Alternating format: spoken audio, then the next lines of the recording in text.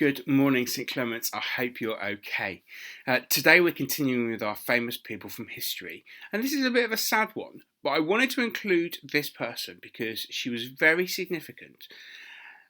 Lots of history we hear about is of men doing wonderful, incredible feats, but this is a woman who did an incredible feat, and I think it's really important that this woman, she was a groundbreaker, and so she did something that women hadn't done before.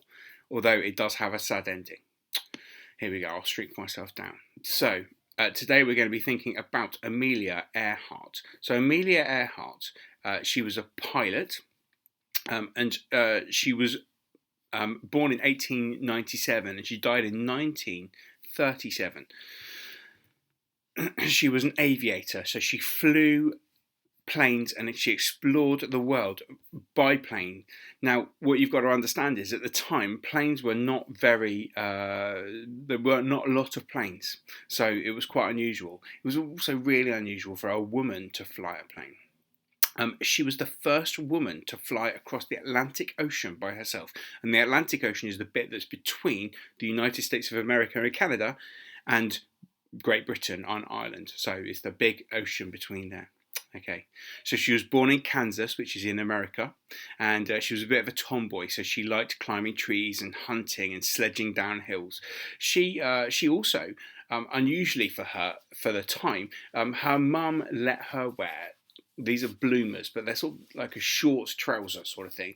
And it was not very ladylike, so other girls were not allowed to wear them. They should have been wearing dresses, but her mum wanted them to have freedom and to be able to go and do anything they wanted. So they were allowed to wear trousers, which is quite unbelievable. Imagine girls not being able to wear trousers. That was how it was. So her first flight, so she took a flight in 1920 and she was inspired to become an aviator. So that's someone who flies a plane. So she had her first flying lesson at age 23. In 1921, she bought her first plane and it was bright yellow and she nicknamed it the Canary. And the canary is a yellow bird, which is why it was called the Canary. She was the 16th woman in the world to earn her pilot's license. So only 15 women before her had ever achieved the license to fly. So she really is groundbreaking. So in 1922, she broke the altitude record, which means that she was the woman who'd flown the highest. So no one had flown higher than her before. And in 1928, she became the first woman to fly across the Atlantic Ocean alongside two other men pilots. And then in 1932, she was the first woman to fly by herself across the Atlantic Ocean, which is quite phenomenal. Now, this is the sad bit because in 1937, she wanted to fly all the way around the world, all the way around the globe, which is 29,000 miles. So start in the United States and then come back to the United States, having flown all the way around the world.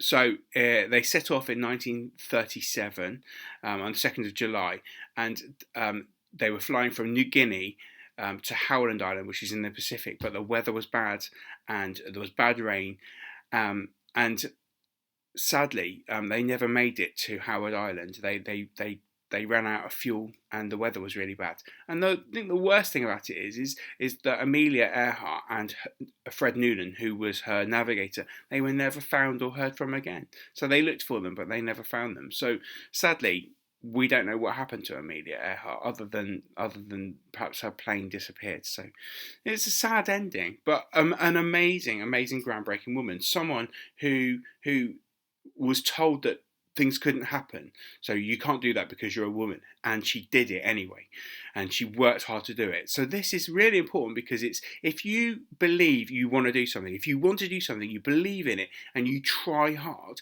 and you don't give up, you too can achieve it. So she's an important figure, and she didn't listen to anyone who said she shouldn't just because she was a woman. And that's really important. When we're thinking about all the famous people we've thought about this the past 2 weeks, we thought about men and women, and we thought about them, that they've broken new ground, and that's been really, really important. So your activities for today. So I have looked online, and one of my favourite things to do is to create paper aeroplanes. Okay, so I found 3 different types of flying things that you could create. So it's a bit sciencey today. So science and its creation. Okay, so I shall put the links to these on our website. So there's this one here, which is making a folding paper aeroplane. It teaches you how to fold a paper aeroplane that flies a really long way. Now this is a really good one. I'll give you a little tip as well. I don't just fold it. I use some glue. So I use like a Pritt stick or something and glue it down, and then it travels really, really far because it gets a bit of weight at the front of the airplane. So that's the first one. The second one, and I like this one. So this is how to make a paper helicopter. In this video, I'll show you how to make a paper helicopter like I used to make as a child. His stairs look a bit messy, don't they? But anyway, this is how to make a paper helicopter. So you'll be able to follow this one as well. I'll put the link to that on our website as well. And then the final one, and this is a really cool one. And you won't see many people who've done these. And these are circle paper aeroplanes. Okay, and this person will teach you how to make circle paper aeroplanes. I'm going to show you an unusual paper plane. This is a paper plane and straw plane that flies really well. It's actually quite good for a game of throw and catch too. There we go. So I'll put the links to those on the website. St. Clements, I hope you've really enjoyed our famous people from history. I've enjoyed teaching you as well. We've got one more day tomorrow, and then we start a new topic next week as well. Bye guys, see you soon. Keep safe.